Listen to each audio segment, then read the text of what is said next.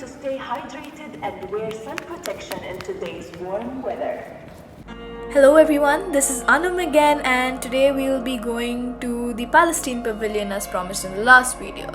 So to start off, we had just entered the Palestine Pavilion and there was a man who was explaining about the whole concept and what they wanted us to feel. So just have a look here.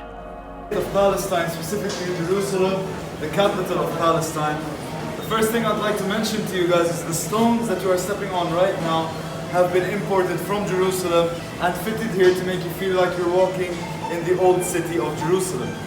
The second thing is the music that you're gonna hear while we're walking, while we're talking, is all audio brought in from Jerusalem's old city to again make you feel like you're walking in the streets of the old city of Jerusalem. And then he proceeded to explain about this scene, which is basically a scene from the old souk in Palestine.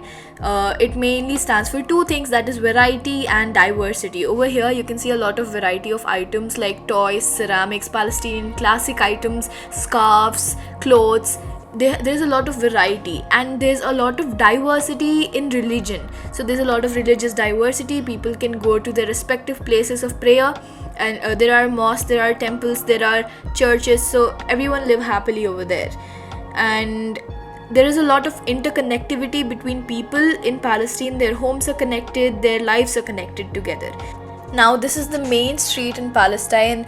It leads down to many monuments in Palestine. It is also believed that Jesus Christ and Prophet Muhammad, peace be upon him, has walked down this road.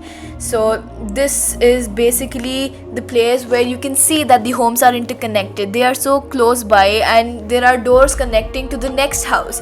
So that's how people live together and stay together. And this is a view of a neighborhood in Palestine. So this is a form of art. And how do you ask? During the time this was built, there wasn't any kind of mixing machine to mix up the cement or to carry the bricks or something like that. So everything was done by hand. You can look at the craftsmanship. It is amazing.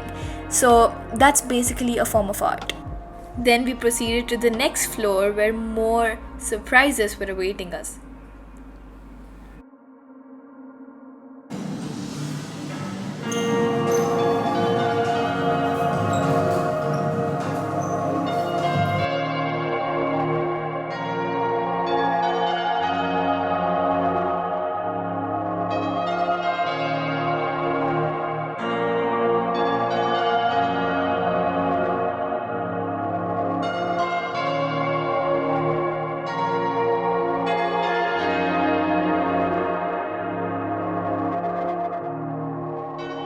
As we kept walking, we were introduced by a concept called the touch zone, where you could actually touch and hold the famous artifacts of Palestine.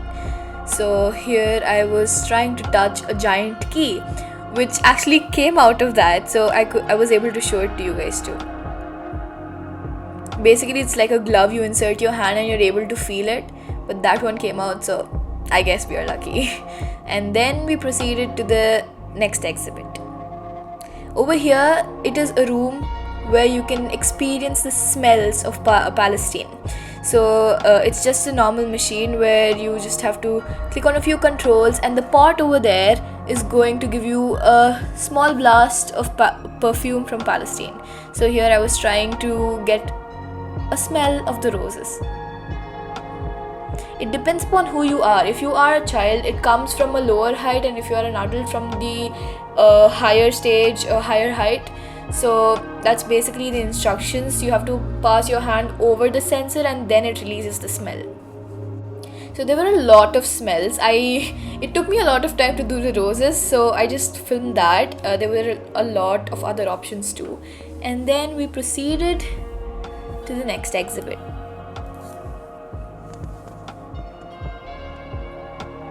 Over here you can see the projection of a huge table with food which is being cooked and plates which are being served. So it looked like a huge giant family was being served at once. So that's some kind of a Palestinian dish, and if you sit there, you can have a piece of it.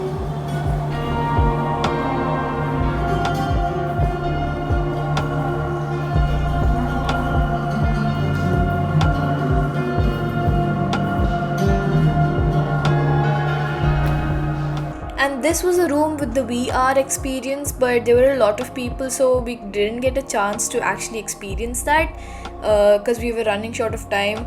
But we tried to get a chance, but we didn't. So, and then there was a visual of what Palestine is all about, and that was probably the end of the Palestine Pavilion.